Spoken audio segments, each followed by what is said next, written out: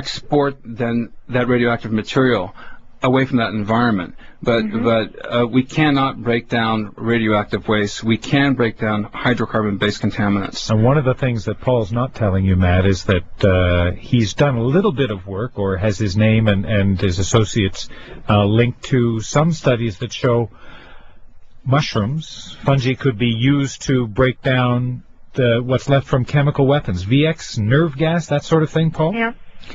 Well, that came to me as a great surprise because I did not know that Patel was a DoD-approved laboratory, and they used some of my strains, and they challenged a surrogate of VX, which is what Saddam Hussein is accused of loading into his warheads. And 2 of my strains from the old-growth forest broke down VX in a heretofore unprecedented fashion.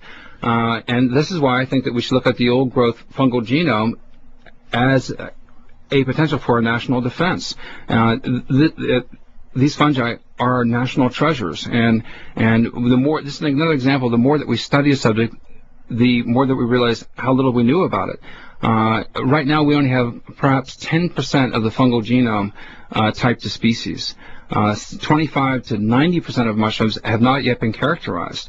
And of the 1 to 2 million species of fungi that are estimated in the world, perhaps 140,000 are mushrooms, but we only know about 14,000 of them to date.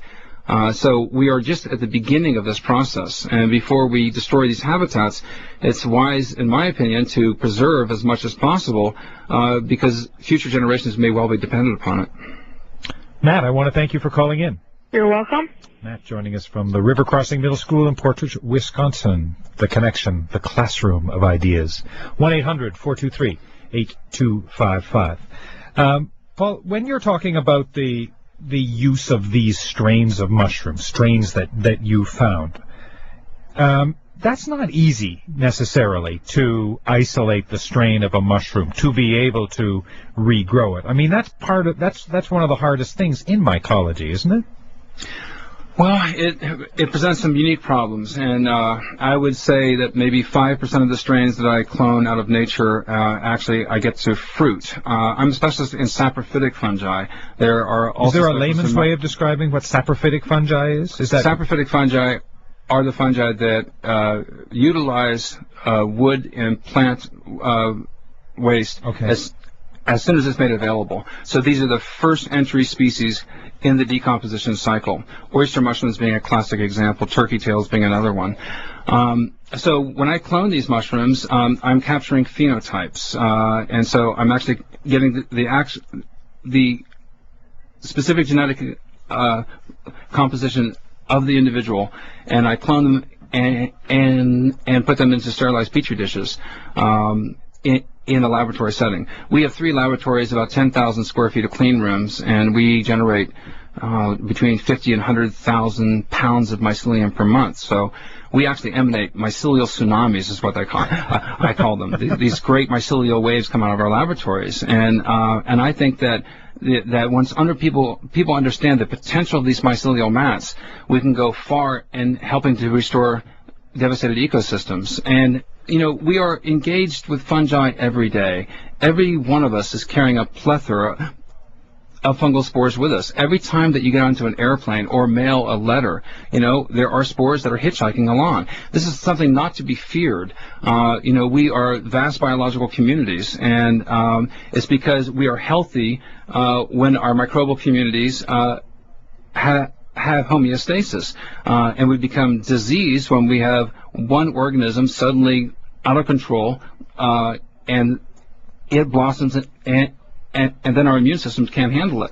And that's the same as our environment. We are reflections of the environment in which we live. And so if we live in a toxic environment, we also absorb that toxicity. There's an excellent program that PBS put out, which is Bill Moyer's journal. And in that program called Trade Secrets, he had his blood analyzed at Mount Sinai Hospital. He had in his blood 84 contaminants, 83 of which were man-made in the past 60 years. Only lead was the only contaminant that was in his blood that occurred prior to that time. And so he had in his blood, this is amazing, he had in his blood 13 dioxins, 31 PCBs, a half a dozen pesticides. Now, when you ask a doctor, okay, I have a certain dioxin exposure, what's my increase in cancer rate? Well, there's animal studies, you can look that up. But what doctor can tell you, what does it mean to your immune system and to your health when you have, 84 toxins all circulating inside your body? This is heretofore unprecedented. And this is one of the great challenges that we face. This is all recent events. And nature has evolved for, billions and millions of years, but these toxic wastes have really just occurred in the past century. And so we're really challenged with a whole new paradigm that's very, very complex and hard to understand. But fungi, and it's interesting, turkey tails not only break down hydrocarbons, but they also potentiate the immune system.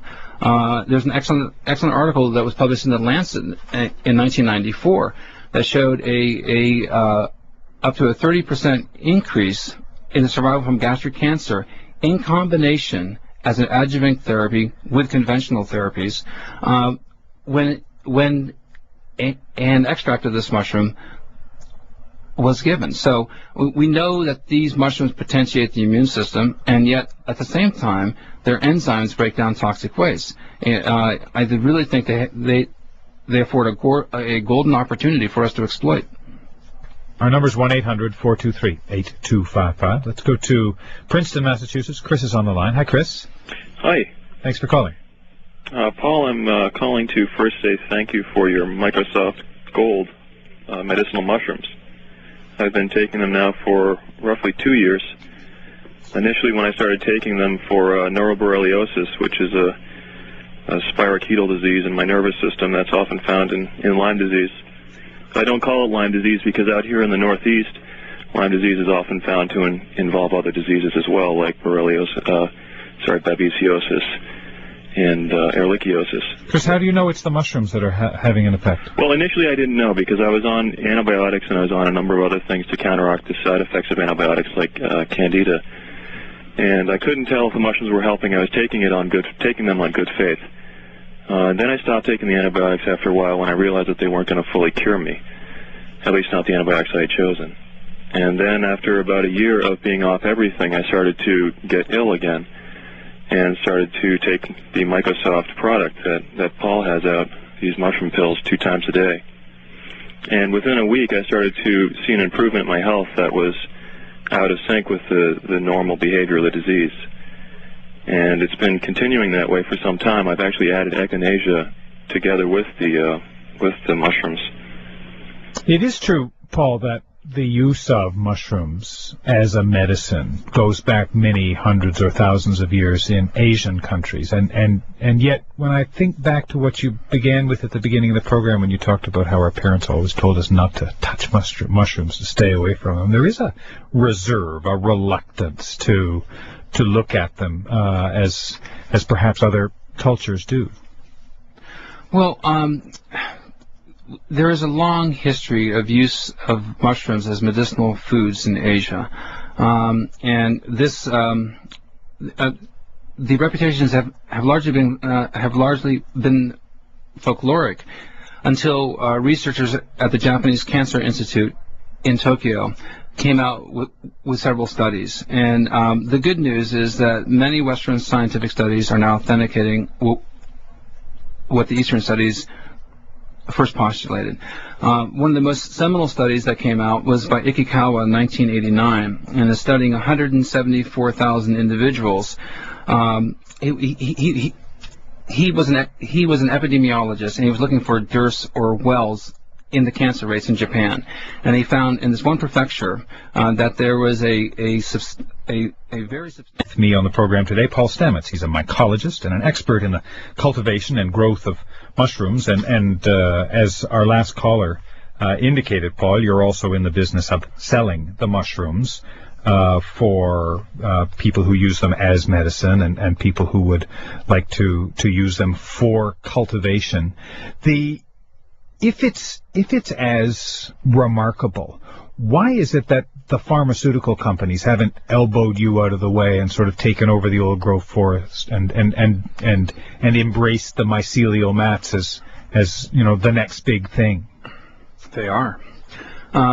There's an enormous interest by the pharmaceutical industry right now in mushrooms, and the genome is being carefully surveyed. There's an article that came out. Dr. Frank Perano from the University of Wisconsin Medical School has now identified a new class of antiviral medicines. This one compound is called RC183 that comes from the gypsy mushroom, Rosades caparata. And it is effective against the herpes simplex 1 and 2, the varicella zoster virus, and influenza A. I mean, this is the tip of the iceberg. There are novel antibiotics being isolated from mushrooms every year. There's one called calvacin, which comes from Calvacia gigantea, the giant puffball. Mushrooms don't like to rot because of bacteria. They want to reproduce. We share a more common ancestry with fungi than we do with any other kingdom. We also respire CO2 as the mushroom mycelium does, and we absorb oxygen. It's very interesting that we share in common many of the diseases that fungi are afflicted by, but we don't share in common the diseases that plants are afflicted by. We have a much more common biological health system in common with fungi than we do with other animals. Are you saying that these mycelial mats, these under-the-ground networks of mushroom roots, if I can call them that, and I'm just trying to sort of keep it in a layman's understanding, are more animal than they are vegetable? Yes, indeed. In fact, the mycology department should be in the zoology departments of universities, not in the botany department. Why? Because 460 million years ago, we share a common ancestor with the fungi. The fungi went the path of digesting its nutrients externally, and our path was a path that encapsulated nutrients, i.e., in a stomach, and that was our path. So we are much more closely associated with fungi, and as a result, fungal infections of humans are very difficult to treat, but the bacterial infections are easily treatable by the fungal medicines because of our common ancestry. Let me ask you a question, Paul, though. When you're both in the position of being a scientist that's studying it and then being a businessman who's selling it, do you get challenged? Because, oh, well, of course you'll say this mushroom is good for that because you can make money selling it or selling the spore. Well, there is a dialectic here. I do publish in juried peer-reviewed journals. I'm one of the editors of the International Journal of Medicinal Mushrooms. University professors are being paid by their professors. My business pays me. We're all in the same game together. I did not go on to get my PhD because I started a business and I had 2 small children. Right. But so much of our money in research is spent specifically on understanding the role of mushrooms in nature and in medicine, and as a result, I'm a co-investigator on several NIH applications, specifically looking, for instance, at oyster mushrooms. Oyster mushrooms contain levastatin. Levastatin is an FDA-prescribed anti-cholesterol drug. There is statistically significant amounts of levastatin in oyster mushrooms. A study by Gun Zimmerman, who first isolated this compound, found that if you ate 15 grams of oyster mushrooms per day, in 30 days, you could reduce your LDLs by 30%. Now, this is a complicated issue now because levastatin is an FDA-approved drug, and it's present in a food that you can buy in the store. So now we have, and this is what should come to the forefront of the American consciousness. Mushrooms are medicinal foods. You are what you eat, and by bolstering your immune system and having multiple mushroom sources, you are able to help your immune system to be able to stave off a whole host of virulent diseases. Let's go back to people who are waiting to get on the phones. 1-800-423-8255. Providence, Rhode Island. Catherine's on the line. Hello, Catherine. Hi. Go ahead. Oh, okay. Well, I've always been fascinated by mushrooms, and so I'm really enjoying what you're saying. But I was just wondering if you've sort of come up with a metaphor of some sort for the relationship between humans and mushrooms, or humans and fungi. How you see the relationship. Go ahead, Paul.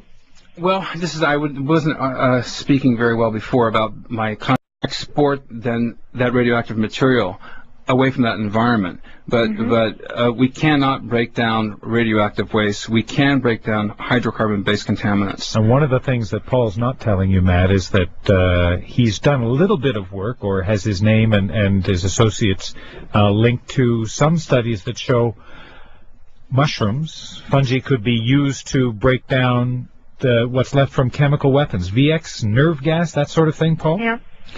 Well, that came to me as a great surprise because I did not know that Patel was a DoD-approved laboratory, and they used some of my strains, and they challenged a surrogate of VX, which is what Saddam Hussein is accused of loading into his warheads.